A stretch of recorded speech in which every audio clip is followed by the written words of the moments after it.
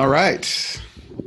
So good afternoon, good morning, and good evening. It's Wade T. Lightheart here at 6 p.m. West Coast. We are dialed and ready for a great day. My phone's going off. Everybody's here. It's a new year, new decade, new life. Can you believe it? Can you believe it? It is 2020. I remember Y2K? That was 20 years ago. Hard to believe. I'm super excited. I'm super pumped. As you might notice, the background here is a little different. Wasn't around in December. That's because I was moving. We moved I moved down to California. So it's great to be here in sunny Southern Cal. Excited, going to be going over to the Enagic corporate offices a little bit more. Of course, my company Bioptimizers moved me down here. Lots of things happening. Very excited about it. But while I was away and while I wasn't recording recently, that's because I was doing some major upgrades this year. A couple things happened last year. I went to Business Mastery with Tony Robbins. Also went to Date with Destiny in December. So, you know, one of the things that I encourage on our groups, on our events, on our Monday nights, and for you as a business owner, as a business leader, and as someone who wants to take your life in your own hands with this industry, is that you always need to be upgrading. You always need to be innovating. You need to be getting ahead of the curve instead of behind the curve. And that means you're going to try things. Some of those things are going to work. Some of those things aren't going to work.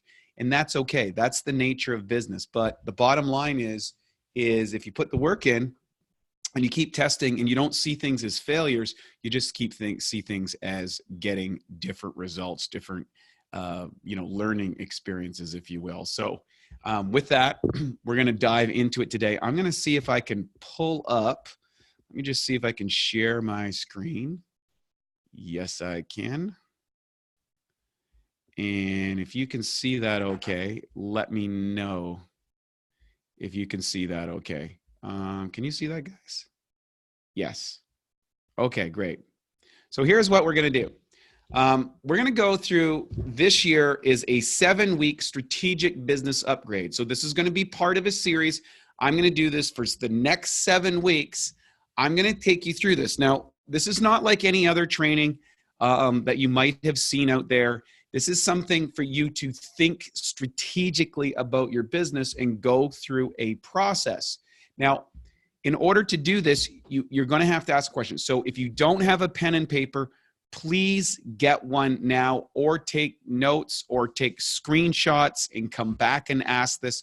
I'm going to go through this relatively quickly, but I want you to walk away from this and to actually think about this, write this down, take it to your team, take it to your spouse or your business partner, whoever you're working with, and really think through this, because if you think through this, what happens is you get clarity. And what I find one of the biggest issues that people have when working in the business, working in Enagic, working in the company, is they really don't have clarity in their business.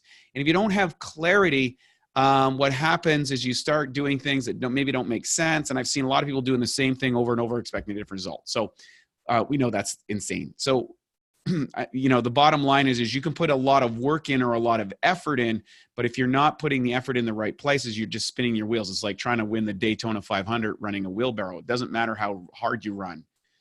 You're not going to win that race. So you need to upgrade what you're doing. So week 1, we're going to focus on building an effective business map. So what is an effective business map? Well, in order to build a business map of where you're going, and most people just get involved in the business, they start calling people and dialing people, and it's all kind of random. They don't know what's going on.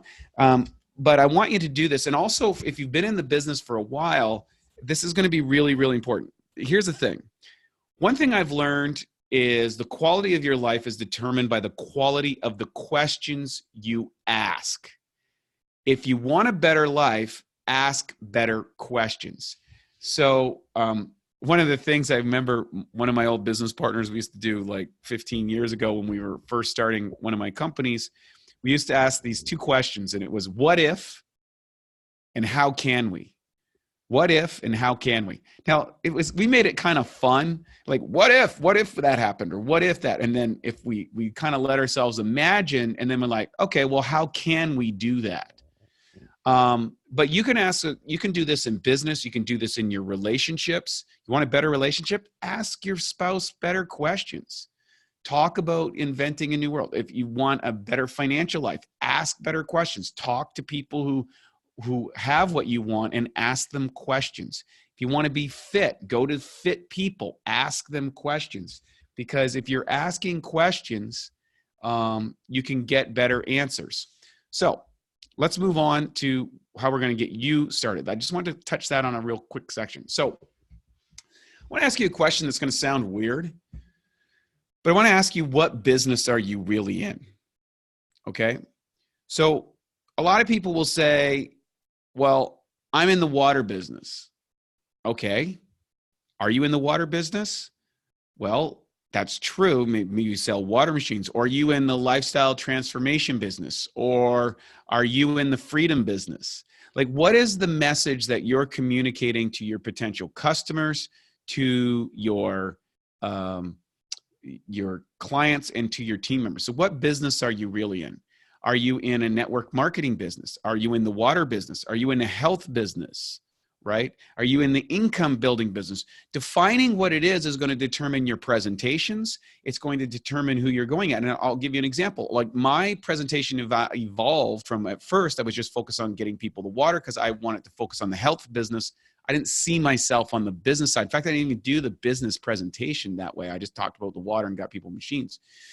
Later on, I realized that the business was so strong, I needed to talk about the business, and I moved away from a lot of the water stuff and moved into the business stuff. And now I focus almost exclusively on the business, as we do every Monday nights, because I have a big organization and I want to be able to provide some insight to help you build a better business. So what business are you really in? Think about that and determine what it is, and make it something that means something to you and that resonates with you. Now, the next question I'm going to ask, and this is the one that's, I'm going to put the squeeze on you a little bit, and that's, how's business? How's your business really doing? Like, is it doing great? Was it doing great before and now it's not doing so good? Or are you on an absolute tear? Okay. So how is your business? Okay. So the question is by asking these questions, you can kind of determine what's going on. So if business isn't so good, well, why is that? Why isn't business so good? What haven't you been doing? And I will say this, if you start turning that over to other people, well, people can't afford it, or nobody wants water machines. Like, if you start giving negative questions, you need to change that. You need to frame that. There are millions of machines that have been out. Like, people are buying machines every day. How come they're not buying machines in your business? You got to ask that question. So how's business? Right? If it's great, hey, just lock it in. You probably don't even need to be here. You're probably doing a demonstration night. Now, here's the third part of that. What's the gap between where you are and where you want to be? And if you want to take a picture of this, go ahead. Feel free to do that. No big deal. Or we're going to have a copy of this. You can get this sort of stuff. I'm happy to share this with anyone. You can just email me at lightheart.com. It'll also be on the website, Prosperity Health Alliance. So what's the gap between where you are and where you want to be? So, for example, right now, I'm working on becoming a -4. And in order to be a -4, I've got one particular distributor that has a couple of sections that has to get over the hump. And he becomes a -3, which is a husband and wife team. They become a -3. That makes me a -4 because I've already got one side. So my primary focus is, how do I support my teammate in getting this done? Now, we have tried a number of things. Some of them have worked, some of them haven't. We've tried all sorts of things. He's working on it really hard. She's working on it really hard. So we're getting there. So the bottom line is what's the gap? I know exactly what the gap is. I know exactly how many distributors need to be done. And we are working on building out a system in order to get that where we need to go. So in your business, you might say, well, I'm at 6A. I'm a 2A, and I want to be a 4A. Okay. So that means you've got somewhere between 2 or 3 and 10 machines in your business. Okay, well, what did you do to get that? How long did that take you? and how much effort did you put in? And then if you want to get to if you want to get to a 4A, what do you think you need to do inside that? And by the way, if you haven't watched it, you can watch it, how to go 4A in 90 days and how to go 6A in the business. I've got those videos on the Prosperity and Health Alliance. I go into specifics about that. So the answers are already there for you if you're just getting started or relatively new to the business. Again, know the gap, know where you're at. You cannot, when you go to Google Maps, you have to punch in your location as well as where you're going so they can build a map. Now there's different routes you can take. And the route probably will get rerouted somewhere along the line, but you need to figure out where you are and then take those actions. Next. Why, this is another, this is a great word. Why did you get into this business originally? Sometimes people forget what they got into it. They lose the emotion. They get all caught up in the marketing or the ideas or something, and they forget the real reason. Maybe they just like helping people. Maybe they love the help. Maybe it transformed their life. But why did you get in this business originally? Write that down, right? What juiced you up? Because sometimes that's going to juice other people up. You might have forgotten about that. Now, the next thing is why are you in it now? Why are you in the business now? Like, did it change for me? It changed for me. It was all about the water at first. And don't get me wrong, I love the water. I drink it every day. But I'm in it now because I realize economically this business makes so much sense. It's probably one of the easier businesses to get involved with a low cost and a great return on investment. Out of all the businesses I've done, it's probably the greatest return on investment for the amount of effort I've put in. And then the final thing is, what do you need to get from it long term? Most people want to get to that -3, -4, -5 because you've got that income coming in every single month. And let's face it, let's say it takes you, I mean, I know a couple guys that went to -3 in 2 years. That's phenomenal.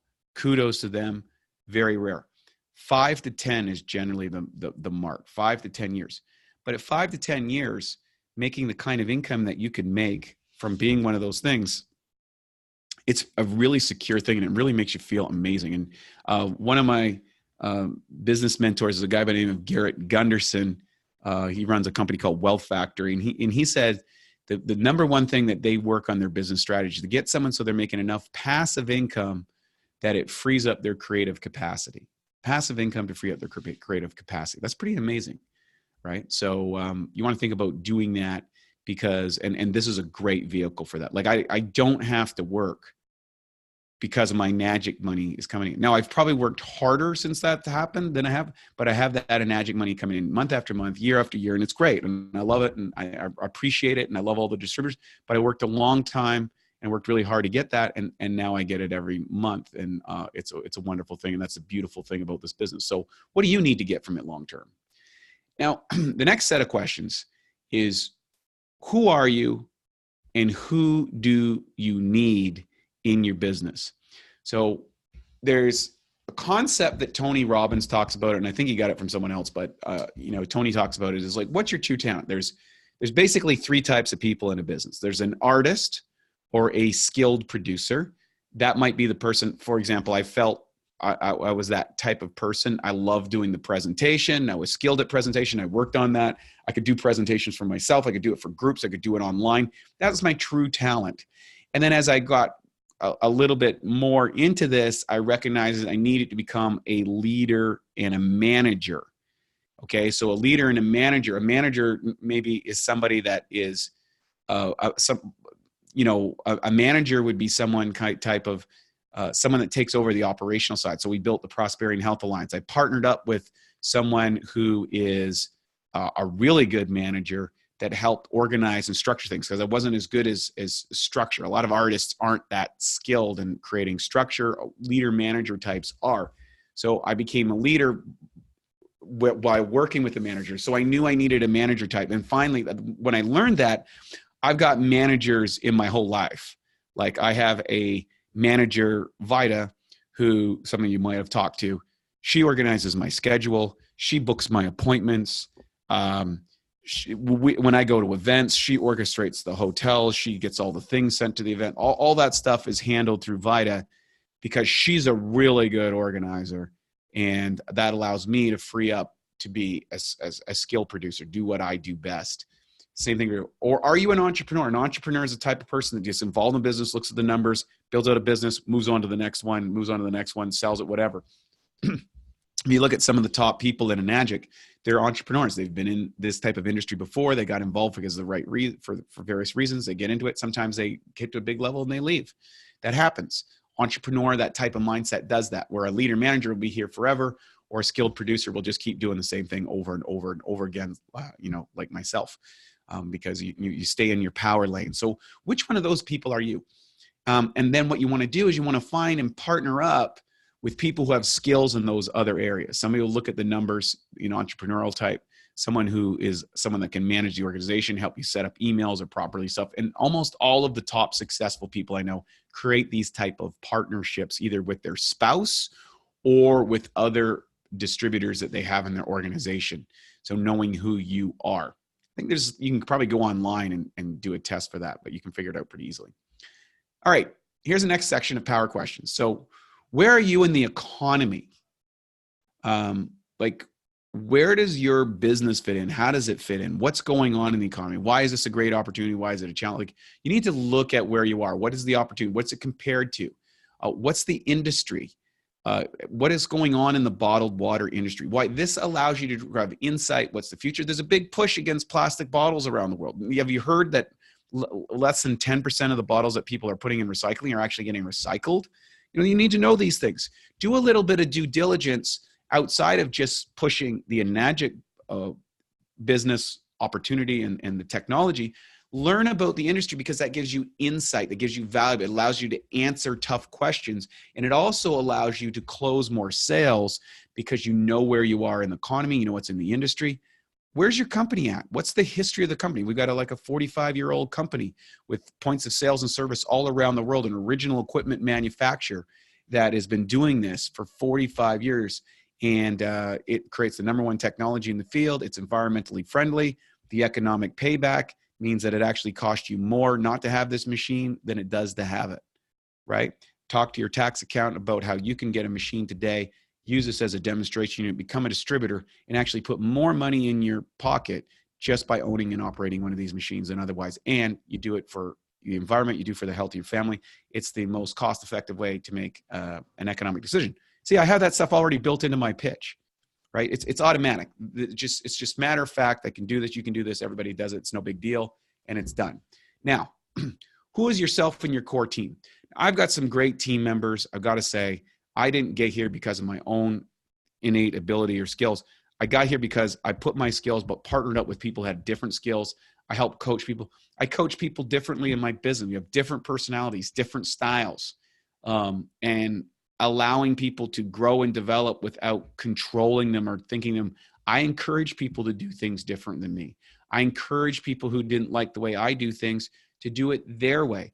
I encourage people to follow other leaders, and all the various things who are more or most like their personality or most how they want to be. That's the beauty of this business. You can kind of dial into anybody, but you need to know who you are and who's your core team members. What do they need? Do they need you to do presentations? Do they need you to show up to do follow-up stuff? Do they need to know how to do paperwork? Or do you need to know how to do paperwork? Or what are the areas that you're good at and what's your core team at? And this is how you build synergy, so everybody's doing what they're good at and everybody has a responsibility, and you can do that and create synergy in your teams. Now, what season are you in and how do you need to prepare for next season? So there's a whole concept. There's 4 seasons. You got spring, where you're planting and things are going, you're starting out. That's kind of like early in your business, you keep going. Then you get into summer, you're working hard, the hot's on, it's fun, it's like there's momentum and stuff. And then all of a sudden you push past that 4A, 5A and stuff and that's harvest time. It's the harvest time when you're getting the most amount of money for the least amount of effort. But a lot of things happen when people come up to 6A. It's interesting, you hit in that 4 and 5A and 6A zone. But as their distributors start to go up there, they start getting less and less money. So the point where you get the most amount of checks for the least amount of effort, what a lot of people don't realize is they're actually in harvest season and they're moving into winter. That's going to dwindle. Supplies are going to down. Sometimes they get involved in buying new houses or new cars based on the income that they're peaking at, and they overextend themselves because they're not prepared for winter. Did you put some money away in that fall? Did you build up a reserve? Did you start getting ready to plant some new seeds for next spring? Did you till the soil, in other words, for next spring? Did you grate that? Did you go to that, Eric Worre conference? Did you go to the Enagic convention to get juiced up and jacked up about the business again and get that fire going during the winter? Because that can die off, over the holidays, and in January you're kind of starting out and all that sort of stuff. Tax season comes stuff. So what season and how do you prepare for next season? Think about those things inside your business. And then finally, this is the most important part. What's next for you? And what's next for you in your business? Where do you get started? What do you do next? Where are you going to go next? What has got to happen this year? Let's look at 2020. Okay. It's the start of a new decade. If you're just starting out in the business, you can have a 6-figure income in the next 12 months. And within the next 5 to 10 years, you can have a 6-figure income that's coming to you month on month on month, residually, thanks to the Enagic compensation program, the way it is. If you haven't seen the compensation program, there's a whole Prosperity and Health Alliance. You need to know that. So what I'd like you to do is write out a compelling future. When I started this business, we didn't understand the compensation program. But there was a certain point that I wanted to get to, and we wrote out a compelling future, and I worked on it. In 2 years, I got to that point, and guess what? They changed the compensation program. So I was like, okay, well, that's the point. I worked another 2 years to get to that, and they changed it again. And I was like, oh man, that's really sucks. And then I said, well, we're so close that I want to do it. And then I worked another 3 years to get to that -3 point. I got to that -3 point and I was like, oh, it's like the big 800-pound gorilla. One distributor told me that it was like an 800-pound gorilla coming off his back, and it's going to be that way for you. So I want you to write out a compelling future. I was just listening to Tony Robbins the other day. He was talking about how he specifically wrote out everything that he wanted in regards to his life, his family, his personal life, his relationship. He got right into details, and he wrote out like 10 pages, and then he started taking it. Is that really essential or not? And then he knocked off the things that weren't important until he boiled it down to he just got his core essentials left. I want you to do that in your business. What is the compelling? Why are you doing this business? Why are you in this business? How's your business? What are you willing to do? What are you willing to learn? And who do you need to become in order to make that happen? Right? There's no way around it. You need to get some sales training. Okay. You need sales training. Everybody needs sales training. Talk about some of the things I like Jordan Belfort's course, Zig Ziglar's course. Take a sales training course at your local area. Get a great sales training course. That is going to make this business a whole lot easier, because essentially the number one driver is sales. And then after that, you can get into more strategic business planning, things like traction and how to look at, which I've recommended in other times. But those are the things you need to do. But write out a compelling future first, then determine who do you need to be to make that happen, and then get the skills and the abilities to make that happen. So this is the first week of the strategic business map system that you're going to set out. Over the next week, the next 7 weeks, I'm going to take you through a section. I want you to write these out. I want you to go through these things, because this is going to allow you to grow your business, to really think things out and to really do a great job. I look forward to seeing you again. I'm Wayne T. Lightheart from the Prosperity and Health Alliance. Thank you so much for joining us this week. We'll see you next week. If you haven't got a copy, we'll be posting the copy up probably tomorrow on YouTube on the site, so you can go through this again, go through it with your team members, ask themselves this question, get in a group together, write these things down, get your team motivated and thinking, get that clarity, because next week we're going to get into strategy of how you turn this into what you want to have happen. So we're going to go through the 7 weeks, and then you're going to run through this every 7 weeks. And by the end of this year, you're going to have a rock star business. So I look forward to that. So excited to have you on here. 2020 is going to be an awesome year. New decade. Let's make it your decade. Take care. Lots of love, and see you really, really soon. I love all of you. So thanks so much. I really appreciate it.